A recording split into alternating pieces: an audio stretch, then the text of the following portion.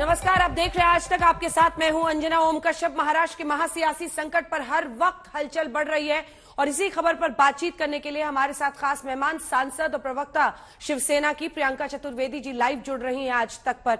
आज प्रियंका जी, उद्धव ठाकरे ने बहुत ही इमोशनल पिच के साथ शुरुआत की। वो विधायकों को कह रहे हैं कि मुझे आपकी चिंता है इसलिए मैं ये कह रहा हूं, लेकिन वहां से तो एकनाथ शिंदे ये हुंकार भर रहे हैं कि मैं दिल्ली क्यों, अब सीधा मुंबई आऊंगा। प्रियंका जी, वो हुंकार भरते रहे, पर हमारी जो पार्टी पक्ष प्रमुख की जिम्मेदारी है वो जिम्मेदारी उद्धव बाला साहेब ठाकरे जी निभा रहे हैं। उनको बकायदा बता रहे हैं कि उनको अगर किसी तरीके से गलत फहमी है, कुछ गलत बातें की जा रही हैं, कुछ गलत वादे किए जा रहे हैं, तो वो मानते हैं कि उनकी जिम्मेदारी बनती है कि उनको अवगत कराएं। साथ ही साथ उनको ये भी कहा है कि आप लोगों की चिंता है हमें, अगर कहीं भी आपको लगे कि कुछ हमसे बन पाएगा तो हम करेंगे। तो मैं मानती हूँ, क्योंकि पार्टी बार बार सारे ही जो वीडियोस एकनाथ शिंदे जी रिलीज कर रहे हैं, सब यही बात रख रहे हैं कि हम अभी शिवसेना में ही हैं, हम बाला साहेब ठाकरे जी की शिवसेना में हैं, हम उद्धव साहेब को समझाने की कोशिश कर रहे हैं। तो उद्धव साहेब जी ने उसी पक्ष प्रमुख होने के नाते उन्होंने उनको बात रखी है। अब एकनाथ शिंदे जी क्या कह रहे हैं, मेरे सामने तो एक उदय सामंत जी का वीडियो आया जहां पे वो रत्नागिरी के सारे ऑफिस बेरर्स को बोल रहे हैं कि प्लीज प्लीज प्लीज मैं उद्धव साहब के साथ हूं, फिर नेक्स्ट मिनट कह रहे हैं मैं किसी के साथ संपर्क में नहीं हूं। तो कहीं विरोधाभास उन्हीं के लोगों में है जो सामने स्पष्ट आ रहा है। प्रियंका जी, देवेंद्र फडणवीस दिल्ली में है। बढ़िया बात है, दिल्ली आए, दिल्ली घूम कर जाएं। दिल्ली का मौसम थोड़ा गर्मी का है, यहाँ पर मौसम थोड़ा बारिश का है, यहाँ पर शायद थोड़ा और एंजॉय कर लेते। पर वैसे ही है, मुंबई में जैसे पहले भी उन्होंने सरकार बनाने की कोशिश की थी, तो हो सकता है दिल्ली में वो यही चर्चा करने गए हों। और यही खबर भी आ रही है कि देवेंद्र फडणवीस क्या मुख्यमंत्री बनने वाले हैं। क्या लास्ट अब जो बीजेपी का गेम प्लान है वो एक चरम पर पहुंच रहा है, क्योंकि ये खबर आ रही है कि एकनाथ शिंदे कितनों को मंत्री बनाएंगे अपनी तरफ से, फडणवीस मुख्यमंत्री बनेंगे, उप मुख्यमंत्री शिंदे बनेंगे। ये पूरा एक खाका आ रहा है बनने वाली सरकार का। देखिए, गेम प्लान हो या कुछ भी हो, गेम ओवर को गोइंग इन फॉर द किल का हो, getting ready for swearing in कहिए, सबसे ज्यादा अगर किसी को नुकसान है तो महाराष्ट्र की जनता को है। पिछले एक हफ्ते से उनके मंत्री असम के 5 स्टार होटल में रह रहे हैं और वहां की जनता को भी काफी तकलीफों का सामना करना पड़ रहा है कि एक तरफ 5 सितारा हॉस्पिटैलिटी मिल रही है असम सरकार से, और दूसरी तरफ वहां की जनता को 3-4 दिन से खाना भी नहीं मिल रहा है। 36 डिस्ट्रिक्ट में से 32 पानी के अंदर हैं। 120 से ज्यादा लोगों की मौत हो चुकी है। तो अगर किसी को गेम प्लान कहिए, कुछ भी कहिए, हनन तो प्रजातंत्र को हो रहा है।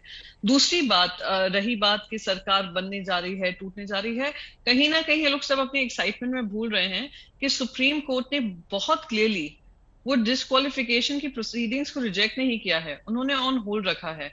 तो जब तक ये निर्णय नहीं हो जाता है कि ये एमएलए डिस्क्वालीफाई होंगे या नहीं होंगे, तब तक तो कोई फ्लो टेस्ट भी नहीं हो सकता है। और अगर गवर्नर फ्लो टेस्ट मंगवा भी लें तो सुप्रीम कोर्ट ने बकायदा कहा हुआ है कि उन्होंने तो कोई मान्यता दी नहीं है कि प्रोटेस्ट हो सकता है। As per the proceedings of the house, governor can only call for a session जब काउंसिल ऑफ मिनिस्टर्स उनके सामने ये प्रस्ताव रखें। अगर वो रखते भी हैं तो वो गैर संवैधानिक होगा। अगला सवाल, 22, 23, 24, मैं इस पर आऊंगी, फ्लो टेस्ट पर मैं इसके अगले हिस्से में आऊंगी, लेकिन 22, 23, 24 जून बीजेपी की तरफ से शिकायत गई। राज्यपाल ने चीफ सेक्रेटरी से ये पूछा है कि जीआर कौन कौन सी फाइलें थी जो निकाली गई हैं और क्या नुकसान किया गया है महाराष्ट्र की वही जनता का जिसका आप हवाला दे रही हैं। नहीं, हवाला मुझे देना नहीं है, आपको ये भी ध्यान रखना होगा। ये 22-23 जून के जीआर्स जो हैं वो हमारी तरफ से नहीं हुए हैं। आप ध्यान करिए कौन सी मिनिस्ट्री से हुए हैं और आपको समझ में आ जाएगा ये वही मिनिस्ट्री से हुए हैं जो अभी वहां पर असम के 5 सितारा होटल में उसकी हॉस्पिटैलिटी एंजॉय कर रहे हैं। अर्बन मिनिस्ट्री हो, एग्रीकल्चर मिनिस्ट्री हो, वाटर डिपार्टमेंट हो, ये सब उन्हीं के कार्य क्षेत्र में आता है जो 5 सितारा होटल में एंजॉय कर रहे हैं। तो वो गवर्नर बकायदा उस पर इन्वेस्टिगेशन करें और पता करें कि किस तरीके से गैर कानूनी तरीके से इन लोगों ने ये जीआर्स पास किए हैं। ये जीआर्स आप मिनिस्ट्रीज देख लीजिए कहां से आ रहे हैं, उसी से स्पष्ट हो जाएगा। शायद Bharatiya Janata party is biting more than it can चू। मतलब ये बड़ा आरोप आप लगा रही हैं। आप कह रही हैं 22, 23, 24 जून को जो ये आरोप लग रहा है वो उन्हीं मंत्रालयों की फाइलें पास की गई हैं जो कि इस वक्त गुवाहाटी में बैठे हुए हैं मंत्री। और एक्चुअली ये 22, 23, 24 भी नहीं है। हाँ। ये 21 को ये सारे ऑर्डर किए गए हैं जाने से पहले, और वहां पे पहुंचने से पहले, सूरत पहुंचने से पहले। ये इन्वेस्टिगेशन अगर करना भी है तो देख सकते हैं। और बाकी जो भी जीआर पास किए जा रहे हैं वो महाराष्ट्र के हित में किया जा रहे हैं। आप कहेंगे कि किसान वहां पे त्रस्त हो रहे हैं, वहां पे शॉर्टेज ऑफ रेनफॉल है, उनको अगर बजट में प्रावधान करना पड़े तो हमें जीआर नहीं पास करना चाहिए। अगर हमें किसी तरीके की मॉनसून प्रिपेयरनेस की तैयारी करनी हो तो हमें ये जीआर नहीं पास करना चाहिए। अब तो यहाँ पर हर जीआर की अगर स्क्रूटनी होगी तो ये दुर्भाग्यपूर्ण है। स्क्रूटनी बिल्कुल करिए और मंत्रालय की करिए, जो मिनिस्टर्स हैं वहां पे बैठे हुए हैं। क्या आपके पास कोई डेटा है प्रियंका जी कि कितने जीआरएस इस दौरान पास किए गए हैं? कुछ आप बताने की स्थिति में है, क्योंकि इसको एक बड़ा मुद्दा बनाया जाए। नहीं, मुद्दा भले ही बने। देखिए, सबसे ज्यादा दिक्कत यहाँ पे ये है कि फैक्टलेस मुद्दे बने जा रहे हैं।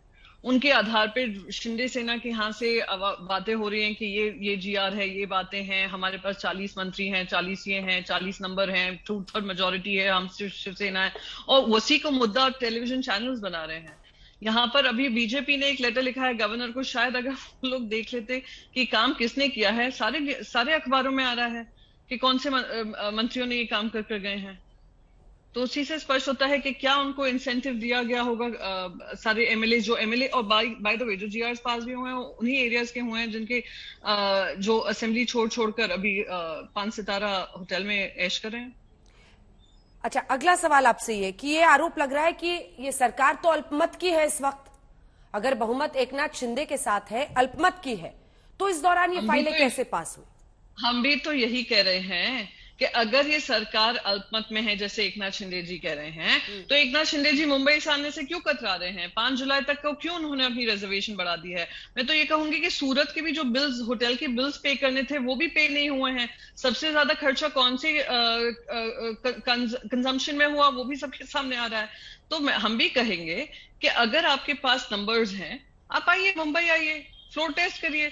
अब फ्लोर टेस्ट तब तक नहीं हो सकता जब तक डिस्क्वालिफिकेशन पे डिसीजन ना हो। अब डिस्क्वालिफिकेशन का डिसीजन 11 जुलाई तक स्थगित कर दिया है, तो उसमें ना ही हमारी गलती है ना ही उनकी है। सुप्रीम कोर्ट ने ये निर्णय लिया है। 16 एमएलए उद्धव ठाकरे के साथ बनाम 39 एमएलए एकनाथ शिंदे के साथ, क्या ये सरकार अल्पमत में नहीं है? एक स्पष्ट सवाल आपसे पूछ रही हूं। नहीं, मैं भी आपको एक स्पष्ट जवाब दे रही हूँ। अगर ये अल्पमत में होती तो वो प्रूव किया जाता ना। गुवाहाटी में से नहीं प्रूव कर सकते हैं। अब इन 40 में से भी जो आंकड़े आ रहे हैं, कितने सही मायने में उनके साथ हैं, क्यों उनके साथ हैं, ये सब स्पष्ट तो तभी होगा जब मुंबई आकर फ्लोर टेस्ट होगा। तो आप लोग कुछ भी वीडियोस के माध्यम से जो वो कह रहे हैं उसके माध्यम से हम रिलीज करते रहें, उस पर चर्चा करते रहें। मैं कहती हूँ ये आपका समय भी व्यर्थ होगा, मेरा समय भी व्यर्थ होगा। सिर्फ लोगों के मन में ये एंजाइटी होगी कि सरकार रहेगी या नहीं रहेगी। पर बात तो यही है, जो भी रहेगी नहीं रहेगी उसका फ्लोर ऑफ द हाउस पे डिसीजन होगा। देवदत्त कामत जो आपकी तरफ से वकील थे, उन्होंने सुप्रीम कोर्ट के एक्शन पर अब आते हैं। सुप्रीम कोर्ट में यह कहा देवदत्त कामत ने कि इस दौरान जो आपने 11 जुलाई तक अयोग्यता की बात पर अभी रोक लगाई है, यथास्थिति बनाने को कहा है, अगर इस दौरान ये लोग फ्लोर टेस्ट की बात करते हैं तो हम फिर आपके पास आ सके, जिस पर कोर्ट ने भी कहा हां। लेकिन इससे एक छवि ये जा रही है कि बीजेपी और ये बागी विधायक जो हैं, बीजेपी नहीं, बागी विधायक, बागी गुट ने कोर्ट में कहा हमें फ्लोर टेस्ट चाहिए, और आप लोग क्या फ्लोर टेस्ट से पीछे हट रहे हैं? क्योंकि पहले दिन से आप सभी ये कह रहे थे कि फ्लोर टेस्ट के लिए क्यों नहीं आते। अरे floor test ma'am, floor test तभी होगा जब हमने जो पास किया है प्रस्ताव, जो डिप्यूटी स्पीकर ने एक्सेप्ट किया है 16 विधायकों के डिस्क्वालिफिकेशन का, उसको तो रद्द नहीं किया है सुप्रीम कोर्ट ने। आपने भी निर्णय पढ़ा होगा, मैंने भी पढ़ा है। तो वो रद्द नहीं हुआ है, तो वो प्रोसेस, प्रक्रिया जारी है। 12 तारीख तक उसको होल्ड पे रखा है, क्या निर्णय लिया जाएगा। समय दिया गया है कि आप 11 तारीख तक जवाब दीजिए। पर आप मुझे बताइए, अगर एज पर प्रोसेस वो डिस्क्वालीफाई होते हैं तो क्या फ्लोर टेस्ट तब तक नहीं रुकना चाहिए जब तक इन लोगों का डिसीजन नहीं लिया जाए?